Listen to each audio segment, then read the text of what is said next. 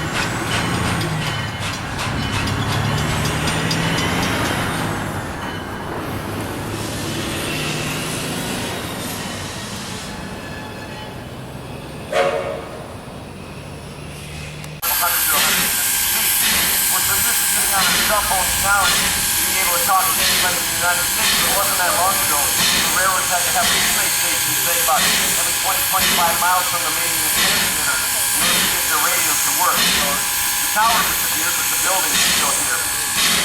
There were other activities out here. There used to be a post office down here, a couple of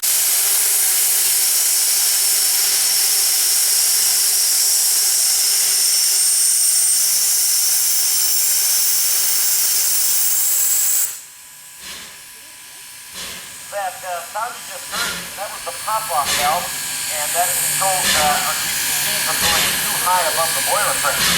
Our pressure on the engine is 147 pounds per square inch, and when it goes over 150, it'll automatically kick back and decrease the pressure. Right now what Thomas is doing, he's doing brake tests on the locomotive and on the train, so that when we take the train apart, take the engine apart, it don't go all the way back down to the barrel. If it did, that would be an 18.2-mile walk for us, so that's not, if I can't walk it, I'm not going to make you guys do it either. The locomotive was built in 1915, or 1907, pardon me. It is the only wood-burning locomotive on the standard gauge track. Now, folks, we're going to take the locomotive down to the other end down there and throw the switch for it, which will put the engine on the other side of the train. I'm going to run around track. I'm going to run it around and put it on the other end of the train, so it will be boiler proof going back to Barry. Blast the engine, back it up. 2 blasts in the head, 1 stop, and if you go 4 short times, then conductor, what do you think? Out of this location in 1995, we built the movie Rosewood, starring John Boyd. We built a couple of buildings out here, a water tower, and the fight scenes were filmed on the other side. It was a circus movie called Flora Plum, and if you're wondering, I never heard of it. That's because we worked on it for 6 months, and the day before it was to be shot, Russell Crowe got hurt, and they shut the movie down. He wanted to do his own stunts. It backfired on him, he hurt his shoulder. This area you're standing in, right over there, they were going to build, put up the Cole brothers putting up a circus tent to do all the circus scenes, and this area was going to be North Dakota, Minnesota, South Dakota, and Nebraska. Looks just like it. The caboose was built in 1918, and it's the last 2 movies it's done is C-10 to Yuma, but most of you remember it from Oh Brother, Where Art Thou? Was on the end. The 3 cars here are built in 1915, and this entire train set has been in 18 out of the 21 movies that we have done. We have a brand new movie coming out June 22nd, but Corey and I will tell you more about that once we get on the train. Now they moved the engine over to the other side. They're going to come back around, swing around when we get down there. I'll invite all of you to join me on the other end there. Tell you a little bit more about it. Folks, we are in the middle of a massive track rehabilitation project. We've finished as far as Plymouth. When they are done, we will have 115-pound welded rail all the way from downtown Houston to downtown Orlando. Once that's done, we're going to invite you to run our two stations to Orlando.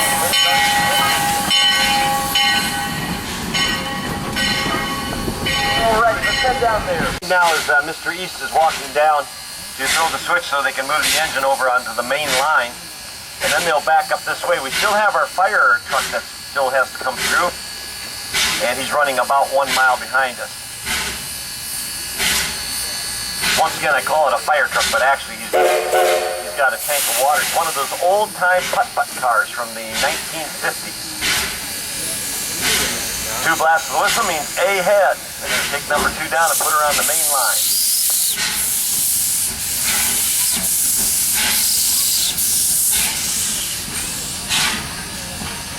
On a typical weekend, we'll go through 5 cords of wood on our 5 trips. And we do burn oak. Now you should barbecue at the same time. You bet. It always smells like Sonny's barbecue pit. As I was telling you before, they're going to come in here starting in July, and they're going to take out all of the rails, replace every other tie, new ballast, and when they're finished, top speed for passenger trains will be 60 miles an hour, freight trains 40 miles an hour. And this is part of the Florida commuter rail project for the city of Orlando. But I wouldn't look to see any commuter trains out here until 2017, 2018, something like that. Seems like a long time, but then I remember in 1976 thinking 2000 was a long ways away. Have we reached it yet? All right, Thomas is throwing the switch to put them back on the main line. Steam engine does have a top speed on these cars of 40 miles an hour. Does it run better on coal? I mean, would that run on coal? Actually, wood burns hotter than coal. Does it? And after we get the 5 cords done, we have less than 10 gallons of ashes. That's what's left. Runs about 1,200 degrees inside the firebox. Coal's a lot nastier too, isn't it? Oh man, yeah, you got stuff in your hair all the time. It's been so very dry, so we're taking very, very careful precautions here. All right, now keep your eye on Thomas because he's doing hand signals to bring the engine back in for a couple. That means half a car to a stop.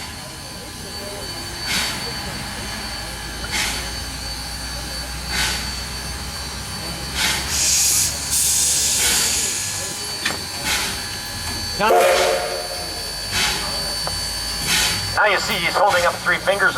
He's asking for 3-step protection, which means that the engineer will put the train in, basically in neutral for the Johnson bar, which is in the middle. This is the reverser and forward lever. Apply the brakes and shut the throttle down. Steve Thomas is going to bring him in with hand signals. We use radios normally, but on this close it's easier to keep your hands free. Mr. East, Monday through Thursday, is one of the engineers at the Magic Kingdom. And comes out here and helps us out on the trip. And he has worked for the Georgetown Loop Railway out in Colorado. Our engineer today is Stephen Greathouse. He's been driving steam trains for 12 years already. And he comes to us from the Union Pacific program out in Cheyenne, Wyoming.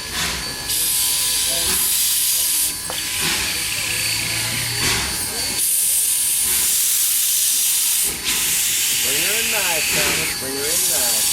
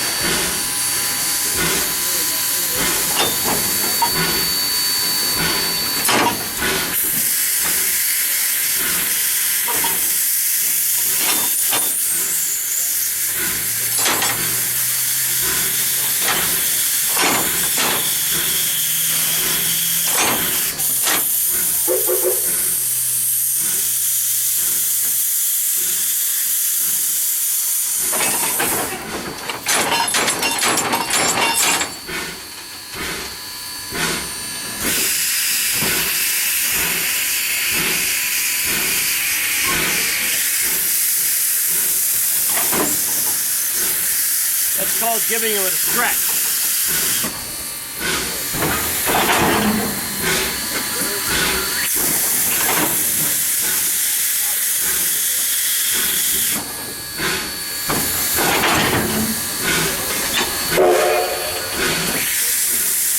Thomas is going to step in between the cars to hook up the air brake. Air brake system for trains was developed by Westinghouse back in 1880.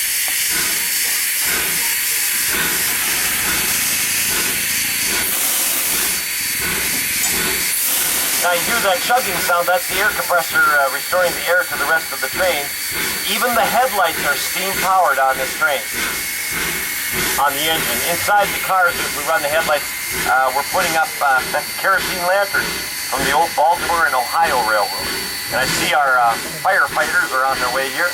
They're going to be passing right on the other side here for us. How often they grease it? I'm sorry? How often they grease it? Just every trip. Yeah. Every trip yeah. you're done? Like this morning, they probably really soaked it down. Who's the guy that knows about them trips? Because we want to go to them out there in Colorado around the mountains. Who's the guy that knows? All of us have worked out there. Have you? Yeah. Who was you?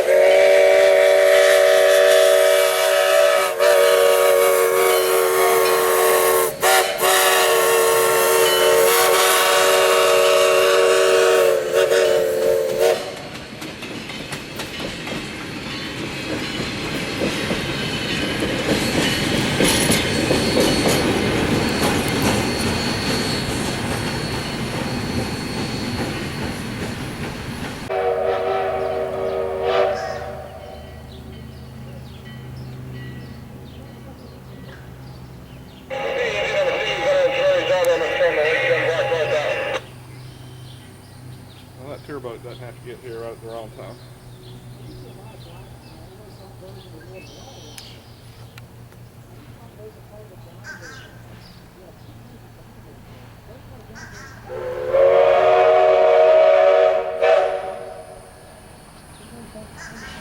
August to locomotive number 2.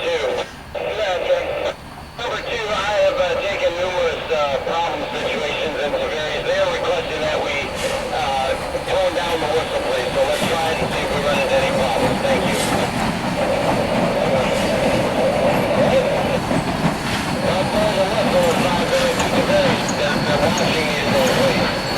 Oh, okay. August out.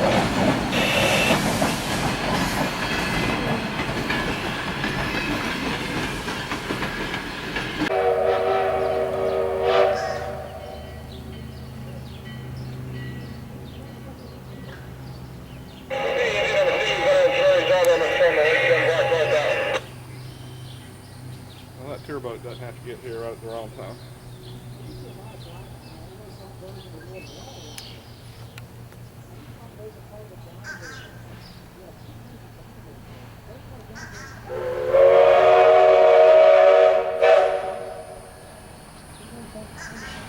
August to locomotive number 2.